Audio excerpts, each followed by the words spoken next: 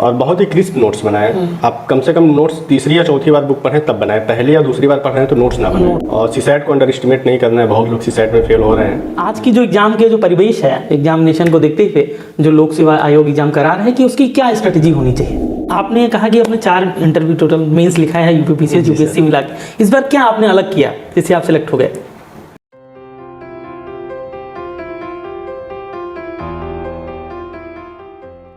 तो आज हमारे साथ पैरा एसएस लखनऊ के यूट्यूब चैनल पर टॉपर स्टार की कड़ी में हमारे साथ मौजूद हैं हमारे बहुत ही मेहनती बजरंगी लाल जी, जिन्होंने अपने संघर्ष से ये दिखा दिया कि कुछ भी जीवन में अगर आप चाह लेते हैं तो उसे हासिल किया जा सकता है। जिन्होंने 2021 के यूपीपीसीएस में एक्साइज इंस्पेक्टर का पद इन्होंने हासिल किया।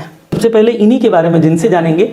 मेरा नाम बजरंगी चौरसिया है और मेरा ऑप्शनल साइकोलॉजी है और मैंने इंग्लिश मीडियम से पेपर दिया है। मेरा मीडियम इंग्लिश है और ये मेरा चौथा मेंस है। 2 बार यूपीएससी का मेंस लिखा है और 2 बार पीसीएस का मेंस लिखा है और ये चौथे मेंस में मेरा एक्साइज इंस्पेक्टर में 12वें नंबर पे है, 12th रैंक है, सिलेक्शन हुआ है चौथे मेंस में।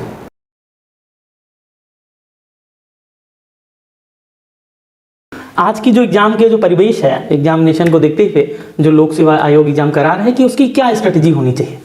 जैसे आने वाले अभी 6 महीने के लिए जो अगर हम बात करते हैं, जो प्रीलिम्स लगा हुआ है, तो बजरंगी जी आप ये बताएं कि जैसे अभी जो आने वाला जो एग्जाम है प्री लगा हुआ है, उसके लिए क्या स्ट्रेटजी होनी चाहिए कि ताकि प्रीलिम्स हमारा ना रुके। क्योंकि बच्चों को जो समस्या होती है, जो हमारे स्टूडेंट तैयारी कर रहे हैं उनको समस्या होती है कि सर हमारा प्री नहीं हुआ, तो उसके लिए क्या स्ट्रेटजी है आपके पास, कैसे आपका क्वालिफाई हुआ? जी सर, प्रीलिम्स के लिए क्या है कि कुछ जो गलतियां नहीं करनी है वो ये कि प्रीवियस ईयर पेपर देखना है, अंडर एस्टिमेट नहीं करना है ये सोच करके कि प्रीवियस ईयर पेपर रिपीट नहीं होंगे, अच्छे से देखना है, कम से कम 10-15 साल का पेपर अच्छे से करना है।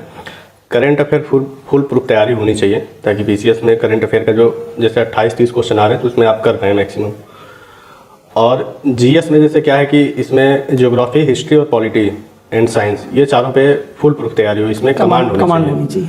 बाकी चीज़ें थोड़ी कम भी तैयार तो हो जाएगा और प्रैक्टिस सेट करनी पड़ेगी आपको, एमसीक्यू जो होते हैं वो आपको करना पड़ेगा। तो इसमें जो 2-3 इंपॉर्टेंट चीज़ अगर पॉइंट आउट करा जाए तो प्रैक्टिस करनी है MCQ and previous year paper देखना है अच्छे से और करंट अफेयर पे कमांड होना चाहिए। कितने दिन का करंट अफेयर्स होना चाहिए? लास्ट के 6 महीने की बात करें 6 महीने का तो बिल्कुल अच्छे से तैयार होना चाहिए, बट कोशिश करें कि साल भर का पीछे का तैयार हो जाए, बट आखिरी के 6-7 महीने का काफ़ी अच्छे से तैयार होना चाहिए, उसमें से कुछ आए तो छूटे नहीं। 1 साल का बच्चों को करंट अफेयर्स तैयार, हाँ मतलब 6 महीने का बिल्कुल फुल प्रूफ तैयार होनी चाहिए, बाकी पीछे भी 1 साल तक, लास्ट के 1 साल तक का होना चाहिए। अच्छा, और ये जो करंट अफेयर्स का जो तैयारी होती है इसका क्या सोर्स है, मतलब कहाँ से तैयार किया जाए, जो जहाँ से क्वेश्चन आयोग पूछ रहा है, क्योंकि आप अभी तुरंत दे करके आए हैं तो आपको आइडिया होगा कि कहाँ से बच्चे तैयारी करें, क्या वो सोर्स है जहाँ से तैयारी करें ताकि वो सेलेक्ट हो जाए? देखिए ऐसा क्या है कि कुछ चीज़ें जो मार्केट में पॉपुलर है वो आप देख सकते हैं, अदरवाइज कोई भी कोचिंग जहाँ आपको लगे अच्छा है, रिलायबल है, अच्छे से बनाया जा रहा है, तो कोचिंग का भी आप करंट अफेयर एक बार देख लें कि है कि नहीं है। अदरवाइज वो दृष्टि जो आँख वाली आती है वो काफ़ी पॉपुलर है, लोग उसको तैयार करते हैं। मेरा क्या है कि हर बार मुझे कहीं मतलब मैंने एक फिक्स सोच नहीं रखा, हर बार ये मेरा चौथा मेंस था तो मैंने हर बार अल्टरनेट, कभी कुछ मिल गया, मुझे एक बार देख के अच्छा लगा तो ठीक है इस साल ऐसे कर लिया। कोचिंग का भी अगर अच्छा है तो कोचिंग का कर सकते हैं, कोई दिक्कत नहीं है, बट ये है कि जो भी कॉम्प्रिहेंसिव हो। अब क्या है कि जो पॉपुलर हो गया उसकी क्रेडिबिलिटी बढ़ गई है, बस ये है। अदरवाइज तो मैंने कभी बहुत पॉपुलर रिसोर्स नहीं यूज़ किया करंट अफेयर के लिए। ठीक बात। आपने एक बात कही कि प्रीवियस ईयर पेपर, कितने साल के प्रीवियस ईयर पेपर लगाए जाए? प्रीवियस ईयर पेपर जितने साल को पाए, कम से कम 10 साल के तो मस्ट हैं। प्रीवियस ईयर पेपर सिर्फ इसलिए नहीं देखना है कि वो क्वेश्चन क्या पूछा और इन्फॉर्मेशन के पर्पज से नहीं देखना है, आपको पेपर समझना है कि पेपर कैसे बन रहे हैं, क्या टॉपिक है जो बार बार रिपीट हो रही हैं दूसरे तीसरे साल, मतलब उससे एग्जाम को समझने के लिए ज़्यादा वो करना है, फोकस करना है। जो ऑप्शन मिल रहे हैं उस पर देखिए किस तरीके के ऑप्शन सेट हो रहे हैं, ताकि इससे कुछ एलिमिनेट करने में आसानी हो जब आप एग्ज़ाम में बैठे हों। तो सिर्फ इन्फॉर्मेशन इन्हेंसमेंट्स के पर्पज़ से नहीं देखना है पेपर को, पेपर इस पर्पज़ से देखना है कि हम प्रीलिम्स को समझ पाएँ कि प्रीलिम्स आखिर क्या चाहती है हम लोगों से। और सीसैट को अंडर एस्टिमेट नहीं करना है, बहुत लोग सीसैट में फेल हो रहे हैं, जिनका भी सीसैट वीक है वो लोग कर लें पहले से तैयारी, सीसैट को अच्छे से कर जी। अच्छा, एक बात और हम आपसे पूछना चाहेंगे कि सबसे बड़ी एक और समस्या आती है बच्चों में कि भाई टाइम मैनेजमेंट नहीं हो पाता। पढ़ते तो बहुत सारे हैं, किसको क्या पढ़ें, कितने दिन में स्टैटिक को तैयार करें, कितना टाइम हमें करंट अफेयर्स पे दें, इसके लिए आपकी क्या राय है? लास्ट के 2 महीने में तो कोई नई चीज़ नहीं पढ़नी है, जो पढ़े हुए हैं वो रिवाइज करना है। करंट अफेयर शुरू से मतलब 6 महीना जब रहे, 5 महीना रहे, तो आप स्टार्ट कर दें थोड़े थोड़े करना। और जीएस का क्या है कि जीएस में क्या है कि रिवाइज करना मस्ट है। आप एक बार पढ़ेंगे, 2 बार पढ़ेंगे, भूल जाएंगे, तो रिवीजन करना मस्ट है। आप आखिरी के 2 महीने में जो भी चीज़ें पढ़े हुए उससे पहले उसको आप रिवाइज करिए, कम से कम 1 बार, 2 बार, 3 बार रिवीजन हो, जो आप नई चीज़ें ना पढ़ें। नई चीज़ें जो पढ़नी है वो करंट अफेयर ही पढ़नी है, जीएस में कोई नई चीज़ ना पढ़ें। रिसोर्सेस कुछ जो भी आपने पहला रिसोर्स यूज किया, कि जैसे सर ने बुक प्रोवाइड किया है कोचिंग का, तो अभी मैं देख रहा था, तो अगर आप वैद्य लखनऊ का बुक, वैद्य लखनऊ का, तो अगर आपने उस किताब को पढ़ा है तो अच्छे से पढ़िए, 3 बार 4 बार पढ़िए, उसके बाद उससे नोट्स बनाइए, एंड फिर उस नोट्स को आप लास्ट टाइम में रिवाइज करिए। बुक आप लोगों का काफ़ी कॉम्प्रिहेंसिव मैंने देखा है, तो आप पहले 3-4 बार उसको पढ़िए, फिर उससे कॉन्साइज नोट्स बनाइए, फिर वो नोट्स आप एग्जाम में मल्टीपल टाइम रिवाइज करके जाइए। बात यह है कि मल्टीपल टाइम रिवाइज करेंगे तभी आप वहाँ क्लिक कर पाएंगे। तो मल्टीपल रिवीजन बहुत इम्पोर्टेंट है, बिल्कुल सही बात। और मल्टीपल रिवीजन चूँकि मोटे बुक का नहीं हो सकता है, तो मोटे बुक का रिवीजन पहले पढ़ें और बहुत ही क्रिस्प नोट्स बनाएं। आप कम से कम नोट्स तीसरी या चौथी बार बुक पढ़ें तब बनाएं, पहली या दूसरी बार पढ़ रहे हैं तो नोट्स ना बनाएं। नोट्स अपने हमेशा बना के अपने बनाएं। बुक कम से कम चौथी बार आप पढ़ें या तीसरी बार पढ़ें तब बनाएं, ताकि आपको मैक्सिमम चीज़ें पहले से पता हो, क्या नोट करना है, क्या चीज़ बोल रहे हैं, सिर्फ वो नोट करना हो।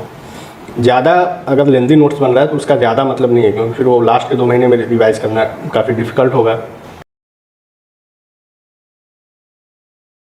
तो इस तरीके से एक लास्ट बात हम और आपसे पूछना चाहेंगे, 2 चीज़ें हैं। एक तो आपके सिलेक्शन में इंस्टीट्यूट की कितनी भूमिका है, क्या किसी कोचिंग की बहुत ज़रूरत रहती है कि बिना कोचिंग के सिलेक्शन नहीं होगा, इंस्टीट्यूट को लेकर के क्या कहना है? देखिए, मैं अपनी बात करूं तो मुझे जब मैंने तैयारी शुरू किया था तो मुझे लगता था कि ज्योग्राफी कैसे पढ़ें, या मैं इंजीनियरिंग बैकग्राउंड का हूँ तो मुझे लगता था कि बायो कैसे पढ़ें। तो जस्ट मतलब उसमें मुझे कोई क्लू नहीं मिल रहा था कि पढ़ें कैसे स्टार्ट करें, कुछ आइडिया नहीं था। तो मैंने यहाँ आया था और आशीष सिंह सर थे आई थिंक, और भदौरिया सर थे ज्योग्राफी का। तो मैंने इन दोनों लोगों जो भी टीचर थे इनका मैंने क्लास करके मतलब एक आइडिया हमको मोटा मोटी मिल गया कि कैसे पढ़ना है, क्या करना है। स्टार्ट नहीं कर पा रहे थे कि कहाँ से क्या पढ़े रिसोर्सेस।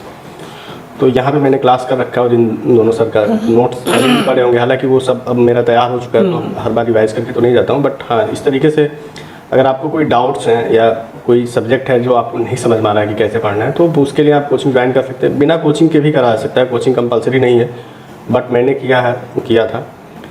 और ये है कि अब तो चीज़ें मतलब ऑनलाइन भी हो गई हैं, तो कोई अगर स्पेसिफिक किसी को कोई प्रॉब्लम है, क्यूरी है, तो वो ऑनलाइन जाके देख सकता है। कोचिंग अगर हो पाए तो अच्छा है, ऑप्शनल का तो एटलीस्ट कर ही लेना चाहिए। अगर ऑप्शनल की कोचिंग अवेलेबल अच्छी तो थोड़ा हेल्प तो मिल ही जाता है, डायरेक्शन मिल जाता है, ज़्यादा टारगेटेड मैनर में आप तैयारी कर पाते हैं। तो ये सब चीज़ें हैं। आपने कहा कि आपने 4 इंटरव्यू टोटल मेंस लिखा है, यूपीपीसीएस यूपीएससी मिला के। इस बार क्या आपने अलग किया जिससे आप सेलेक्ट हो गए? इस बार मैंने अलग ये किया कि मैंने डायग्राम्स के अलग नोट्स बना रखे हैं जीएस में, और वो काफ़ी कॉम्प्रिहेंसिव है मेरे पास।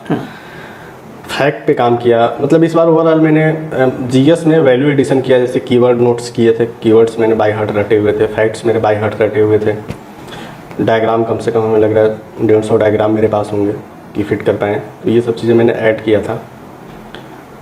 एंड ये कहूँगा कि किसी भी पेपर को आप अंडर एस्टिमेट मत करिए। हिंदी हो गया, ऐसे हो गया, तो आप सभी पेपर पे इक्वल टाइम दीजिए, इक्वल अटेंशन दीजिए, क्योंकि इन सब पेपर में से हिंदी या ऐसे में आपने अंडर परफॉर्म कर दिया है तो या तो सिलेक्शन रुक सकता है, या हो सकता है कि अच्छी सर्विस ना मिले। तो आप सभी पेपर को इक्वल वो करिए।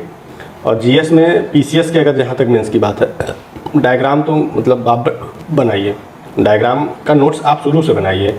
जब आप तैयारी कर रहे हो जो भी अच्छा हो, डायग्राम का एक अलग नोट्स रखिए, एक कॉपी रखिए, और जहाँ मिले डायग्राम आप क्लास में पढ़ रहे हैं या कोई चीज़ टॉपिक पढ़ के आपको लगा कि इस पर डायग्राम हमको मिल सकता है गूगल पे, तो आप गूगल पे सर्च करिए और वो बना लीजिए रिलेवेंट डायग्राम। वो सिलेबस साथ में होना चाहिए जब पढ़ाई आप करें तो, और उससे रिलेवेंट जो भी चीज़ है वो आप बना लें। डायग्राम का नोट्स आपको सेपरेट बनाना होना जी। एक बात और हम पूछना चाहेंगे जंगी जी कि इसमें एग्जाम को क्वालिफाई करने के लिए टेस्ट सीरीज का कितना रोल है? हाँ, और लगभग कितना टेस्ट देना जरूरी है? टेस्ट सीरीज का बहुत रोल है। हाँ। प्रीलिम्स में भी, मेंस में भी। मतलब मेंस में तो बहुत ही ज़्यादा रोल है।